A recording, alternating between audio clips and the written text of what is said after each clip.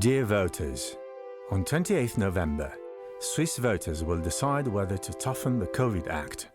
This act is unnecessary because the Federal Council already has the possibility, under the Epidemics Act, to take measures to contain a danger. These measures must also be proportionate. The introduction of the vaccination certificate discriminates against part of the population and thus introduces an indirect constraint on vaccination, as many people have to be vaccinated under pressure, in total disregard of the Federal Constitution, pursuant to Article 10, Paragraph 2. The Act also gives the Federal Council the option of introducing a comprehensive tracing system at national level. This is dangerous because it is not the virus that is controlled by the state, but rather individuals, even in their private sphere.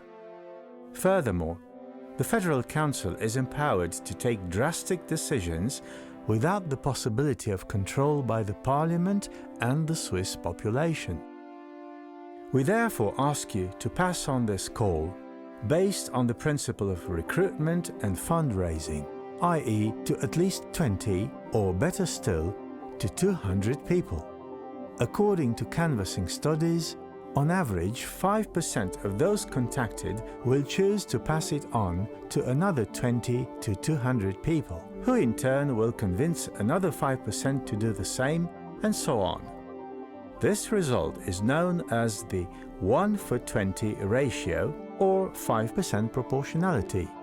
In 2015, swissinfo.ch estimated that out of 8.3 million people in Switzerland, 63%, that is 5.28 million, were eligible to vote. To win this referendum, you then need 52% of no votes. Let's make a rough calculation, say 4.5 million potential voters. To get a majority, we need 2.34 million people to vote no to the COVID Act. Therefore, to achieve this, we must work together with all the other groups, movements and associations that vote no to this COVID Act, but also to convince those who are still hesitant.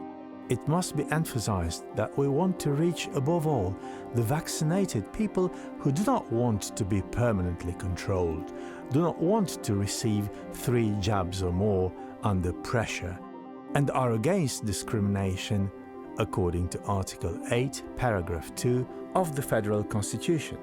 Please send this call to as many people as possible in your circle, but also to members of partner groups, movements and associations, as well as to the 776,000 Swiss abroad. The time to act is now. With my friendly and confederal greetings.